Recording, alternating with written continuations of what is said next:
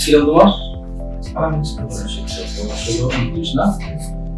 আমরা তোমার মেরুদণ্ডের ইয়ের জন্য অপারেশন করছি না L5S1 L5S1 তো বুঝছো কোনটা এই যে এখানে এটা হচ্ছে যে L45 L5S1 L5S1 তোমার ডিসপ্লে ছিল যেটা আমরা অপারেশন করছি এখন তুমি কেমন আছো বলো অপারেশন আগে পায়ে ব্যথা করতো রগে ব্যথা করতো সেই ব্যথাগুলো এখন আর নাই ওষুধ কম খেলে একটু ইয়ে হয় কিন্তু এমনিতে মোটামুটি ভালো আছে আগের যে সমস্যা ছিল সেটা নাই এর সাথে তোমার এখন ডেভেলপ করছে ডায়াবেটিস এই তো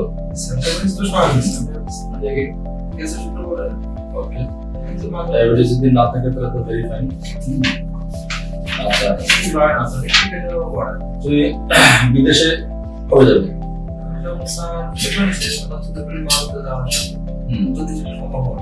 আচ্ছা তাহলে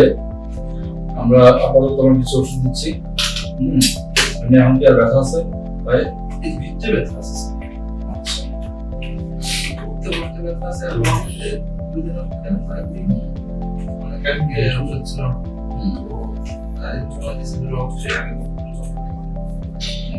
সমস্যা তুমি ব্যায়াম করো ব্যায়াম করি স্যার আমি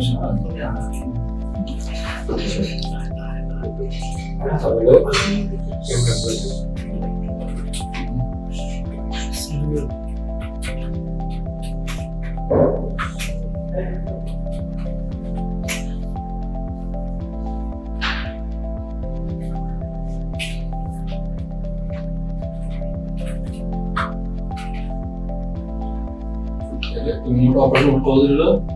দেড় মাস মিনিমাম এই সব পেশেন্টের 3 থেকে 6 মাস খাওয়া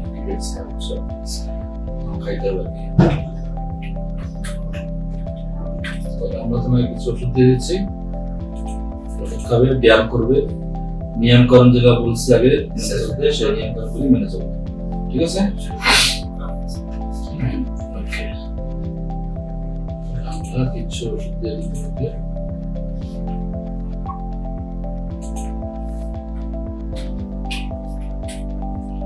দেশের কোথায় যায় ফরিদপুর স্যার আজকে তুই ফরিদপুর থেকে আসছো অনেক লং ডিস্টেন্স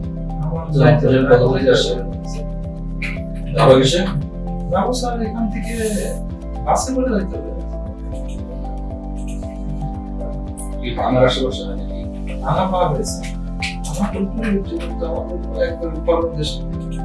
লাস্ট আমার গ্রামে মানে ফরিদপুরের ভিতরে আসলে আমরা নিরোগাবারিটা আমরা একটু বাড়াই দিলাম হ্যাঁ আমাদের ওষুধ শেষ এই পেশেন্ট আলামিন সাহেব 29 বছর বাড়ি ফরিদপুর ওনার সমস্যা ছিল PLID L5S1 মানে হচ্ছে এখানে মেরুদণ্ডের ডিস্ক প্রলাপস L5S1 একদম সর্বশেষ লেভেলে আমরা 1.5 মাস আগে তার অপারেশন করি অপারেশন করার পর আলহামদুলিল্লাহ তার যে পেইনটা ছিল রগের মধ্যে যে পেইনটা এখন অলমোস্ট নাই তবে এই অপারেশনের পরে পেশেন্টদের দীর্ঘদিন রিহ্যাবিলিটেশন প্রসেস থাকতে হয় তাদেরকে কিছু নিয়ম মেনে চলতে হয় যেমন হাই কমোডিস করতে হয় তারপর হচ্ছে নিচে বসে কাজ করা নিষেধ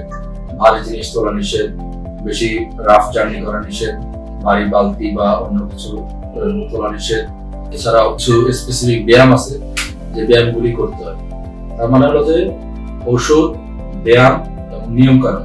এই তিনটার কম্বিনেশনে পেশেন্ট পোস্ট অপারেটিভলি ইভেন প্রি অপারেটিভলি অনেক ভালো থাকতে পারে আমরাই সেটাই তার চেষ্টা করতেছি এখন আমরা তার অপারেশন হচ্ছে 1.5 মাস আছে এখন সে মোটামুটি ভালো আছে আমরা আরো কিছুদিন তাকে ওষুধ দিব সে আরো নিয়মকানুন ফলো করবে এবং ব্যায়াম করবে আশা করি হোপফুলি সে ভালো থাকবে